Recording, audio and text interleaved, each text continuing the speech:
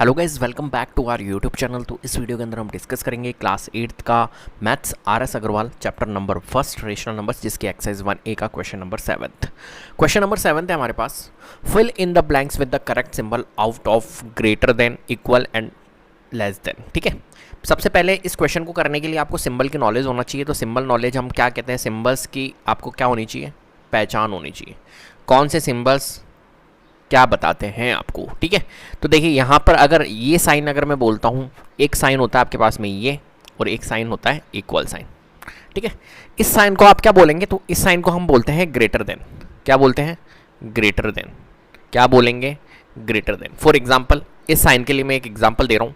मैं ऐसे बोल सकता हूँ ना, 8 और यहाँ पर 7, तो मैं इस साइन का यूज़ करूँगा और मैं कह सकता हूँ इस स्टेटमेंट को, 8 is greater then 8 is greater then 7।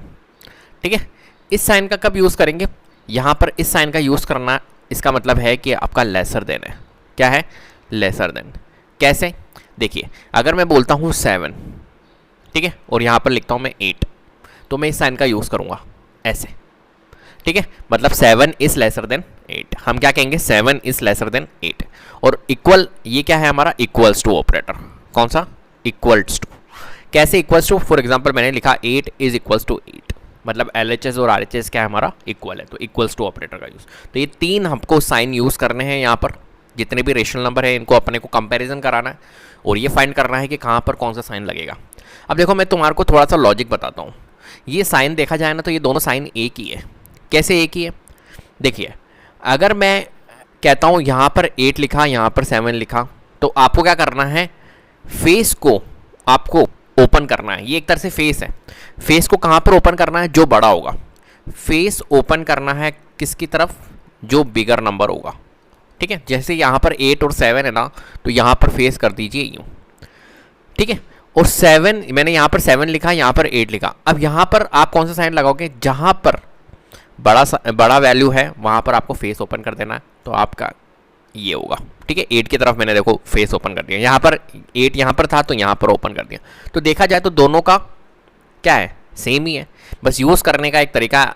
जब मैंने 8 और 7, मतलब 8 को पहले रखा, 7 को बाद में रखा, तो मेरा साइन ये ऐसे लगा, और पहले मैंने 7 रखा और 8 रखा, तो मेरा साइन कैसे लगा, ऐसा लगा। जबकि दोनों का मतलब एक ही। देखो 8 की तरफ ही तो फेस खोला है मैंने, तो आप तो इनको ऐसे याद मत करो, आप तो ये याद रखो बस, फेस जहाँ पर ओपन होगा, कहाँ पर फेस ओपन करना है अपने को, बिगर वैल्यू की तरफ ओपन करना है। क्लियर है, तो बिगर वैल्यू आपको जहाँ दिखेगी वहाँ पर फेस ओपन कर देना। क्लियर है, चलिए आगे बढ़ें। तो अब देखो मैं अगर आपको बोलता हूँ 6/-13 is equal to 6/-13 and dash और 6/-13।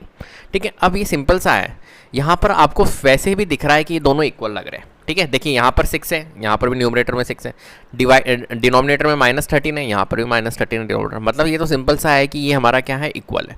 तो यहाँ पर हम डायरेक्टली भी कर सकते हैं कि ये इक्वल ऑपरेटर लगेगा यहाँ पर। क्लियर, लेकिन फिर भी अगर आप डायरेक्टली नहीं करना चाहते हो, तो यहाँ पर एक मेथड में आपको यूज़ करूँगा, कौन सा, क्रॉस मल्टीप्लाई।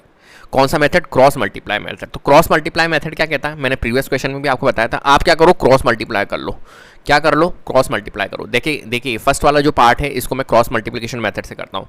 तो आपको क्या करना है, जैसे कि मैंने ये क्वेश्चन लिखा 6/-13 एंड डैश डैश डैश 6/-13। ठीक है, तो आपको क्या करना है, यहाँ पर क्रॉस मल्टीप्लाई मतलब 6 को -13 से मल्टीप्लाई करना है। ठीक है, और यहाँ पर भी 6 को -13 से।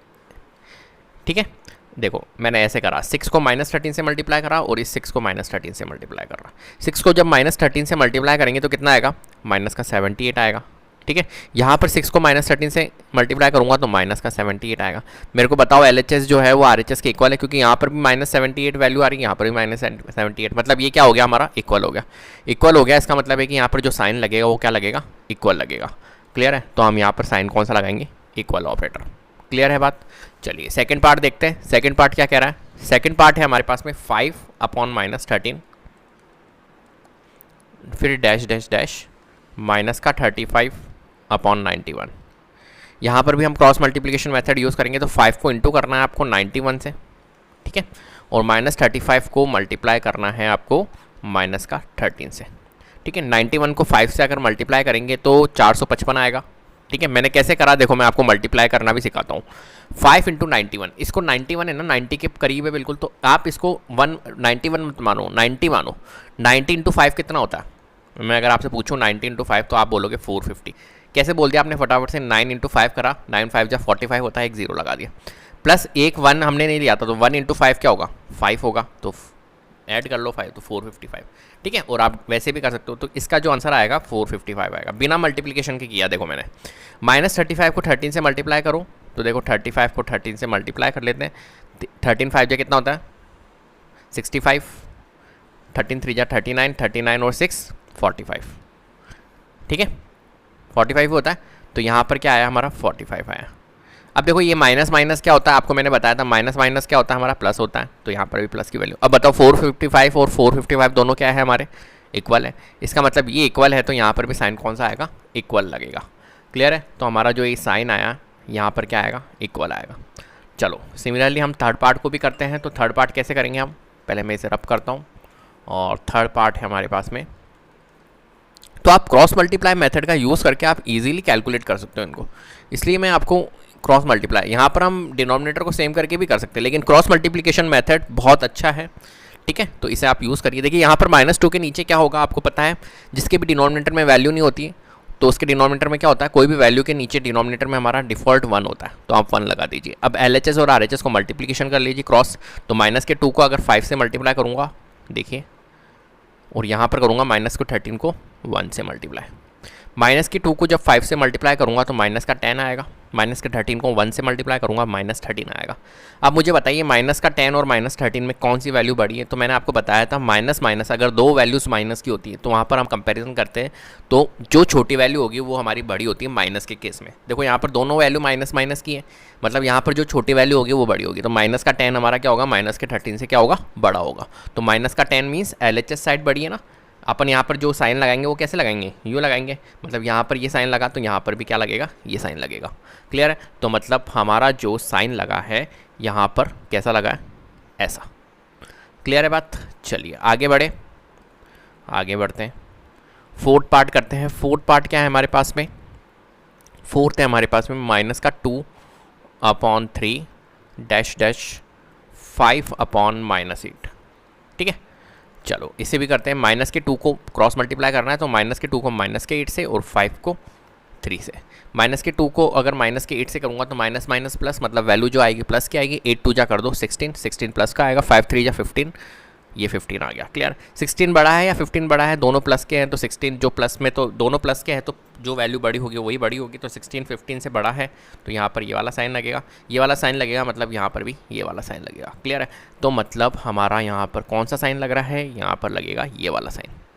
ठीक है, फिफ्थ वाला पार्ट कर लेते हैं। फिफ्थ वाला पार्ट क्या है हमारे पास में? फिफ्थ वाला पार्ट है 0 और डैश -3 और -5। ठीक है, यहाँ पर भी आप क्रॉस मल्टीप्लिकेशन करके कर लो, नहीं तो आप वैसे भी कर सकते हो। देखो माइनस से माइनस जब आप रिड्यूस करोगे, आपका हो सकता है ना, जब भी डिवीज़न में आपके अगर माइनस साइन होते हैं ऊपर भी और नीचे भी, तो हमारे क्या हो सकते हैं? वो रिड्यूस हो सकते हैं। तो देखिए यहाँ पर माइनस से हमने माइनस रिड्यूस कर दिया, अब ये वैल्यू जो हो गई वो क्या हो गई? 0, और यहाँ पर हो गया हमारा 3/5। अब मैंने आपको बताया था 0 से पॉजिटिव वैल्यू हमेशा बड़ी होती है। देखो ये 3/5 पॉजिटिव वैल्यू है, ये 0 है, तो पॉजिटिव वैल्यू हमेशा बड़ी होती है, मतलब यहाँ पर जो साइन लगेगा वो कौन सा लगेगा? ये वाला साइन। यहाँ ये वाला साइन लग रहा है, इसका मतलब यहाँ पर भी ये लगेगा, तो हम कह सकते हैं कि यहाँ पर कौन सा साइन लगेगा भाई? यहाँ पर साइन लगेगा ये वाला। अब आप डायरेक्टली ऐसा नहीं कि ये माइनस की वैल्यू है तो आप ये वाला साइन लगा दो, नहीं, पहले आप इसको रिड्यूस करो, माइनस से माइनस कट, तो यहाँ पर ये वैल्यू 3/5 प्लस की बन गई। और आपको पता है 0 से पॉजिटिव वैल्यू हमेशा बड़ी होती है और 0 से नेगेटिव वैल्यू हमेशा छोटी होती है। क्लियर है? चलिए आगे बढ़ते हैं। तो आप इसको सॉल्व ही मत करो, क्रॉस मल्टीप्लाई करने की ज़रूरत ही नहीं ना यहाँ पर। क्यों करो आप क्रॉस मल्टीप्लाई? जहाँ पर ज़रूरत है वहाँ पर करो। -8/9, ठीक है, इज इक्वल्स टू -9/10। जैसे कि फॉर एग्जांपल कोई वैल्यू लिखी हुई है ऐसे 3/5 और यहाँ पर लिखी हुई है -1/2 और यहाँ पर आपको साइन लगाना। अब यहाँ पर क्यों क्रॉस मल्टीप्लाई कर रहे हो? जब आपको पता है एक वैल्यू पॉजिटिव है एक वैल्यू नेगेटिव है, तो जाहिर सी बात है ये वाला साइन लगेगा, क्योंकि 3/4 बड़ा होगा नेगेटिव वैल्यू से। क्लियर है? तो यहाँ पर आपको फिर क्रॉस मल्टीप्लाई मेथड यूज़ नहीं करना है, आप डायरेक्टली करो।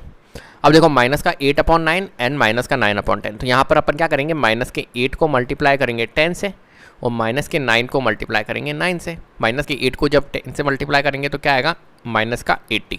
यहाँ पर माइनस 9 इंटू 9 क्या होगा माइनस का 81।